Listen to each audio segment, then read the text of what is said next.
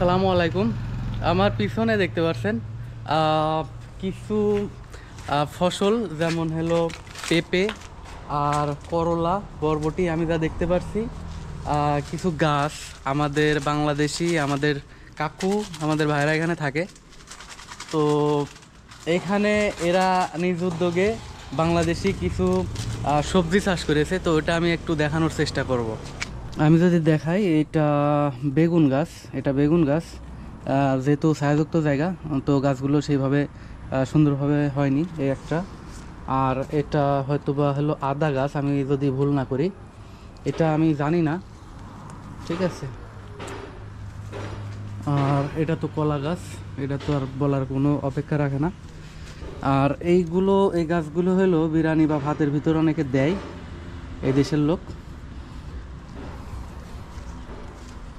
ওইদিকে মরিচ গাছ আছে, এটাও মরিচ। এখানে ফলন বেশি নাই, এক জায়গায় অনেক গাছ, এবং মোটামুটি এখানে যত্ন বেশি একটা হয় না।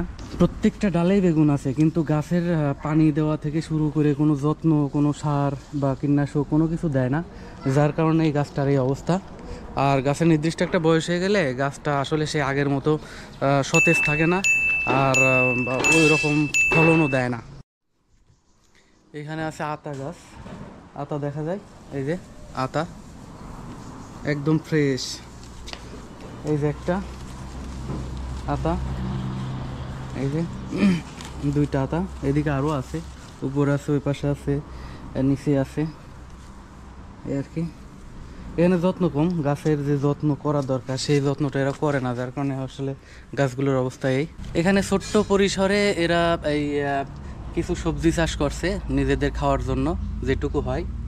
তো আমি যদি নিচে একটু দেখাই, অনেকগুলো করলা দেখা যায়, এই যে অনেক করলা আছে নিচের সাইডে। এই যে এখানে একবারে ফ্রেশ, একদম ফ্রেশ। এটা মোটামুটি পেঁপে, কাঁচাও খাইতে পারবে, পাকাও খাইতে পারবে, এই আর কি। তো এই রুমগুলোর সামনে এগুলো যারা হলো মালয়েশিয়ায়, আমি দেখি অনেক জায়গায় গেছি, মালয়েশিয়ায় অনেক জায়গায় গেছি, যাদের রুমের সামনে এরকম মোটামুটি ফাঁকা জায়গা আছে, তারা এরকম ফসল করতে পারেন। আর নিজেদের খাওয়া তো চাহিদা পূরণ হবে, প্লাস একবারে ফ্রেশ কিছু খাইতে পারবেন। ধন্যবাদ সবাইকে।